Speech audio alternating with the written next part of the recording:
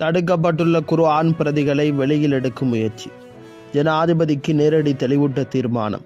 மீளாய்வு குழுவை கலைக்கவும் கோரிக்கை. சவுதி அரேபியாவிலிருந்து இலங்கைக்கு அனுப்பப்பட்ட பின்னர் இலங்கை சுங்கத்தில் தடுத்து வைக்கப்பட்டுள்ள புனித குர்ஆன் மொழிபெயர்ப்பு பிரதிகளை விடுவித்து மக்கள் மையப்படுத்துவது தொடர்பான இறுதி முடிவை எட்டுவதற்கான முக்கிய ஆலோசனை கூட்டம் நேற்று இரவு கொழும்பு ரோஸ்விலா மண்டபத்தில் நடைபெற்றுள்ளது.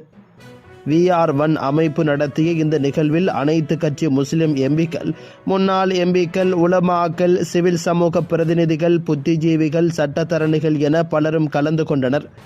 சிரேஷ்ட சட்டத்தரணிகளான சிராஸ் நூர்தீன், ருஸ்தி ஹபீப் ஆகியோரின் வழிகாட்டலில் சிறப்பாக நடைபெற்ற இந்த நிகழ்வில் சட்ட ரீதியாக குர்ஆன் பிரதிகளை விடுவிக்கும் முறை தொடர்பில் சபைக்கு சட்டத்தரணிகள் தெளிவூட்டினார்கள்.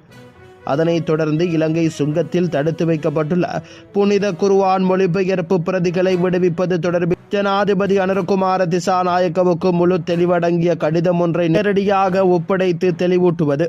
இலங்கையில் இஸ்லாமியர்களுக்கான புத்தகங்கள் தொடர்பில் கடந்த காலத்தில் உருவாக்கப்பட்டு தற்போது சர்ச்சையாகியுள்ள மீளாய்வு குழுவை மொத்தமாக நீக்க கோருவது. அகில இலங்கை ஜம்மியத்துல் உலமா சபையின் நிலைப்பாட்டை கடிதம் மூலம் உத்தியோகபூர்வமாக பெற்றுக்கொள்வது ஆகிய 3 முக்கிய தீர்மானங்கள் இந்த கூட்டத்தில் நிறைவேற்றப்பட்டுள்ளன.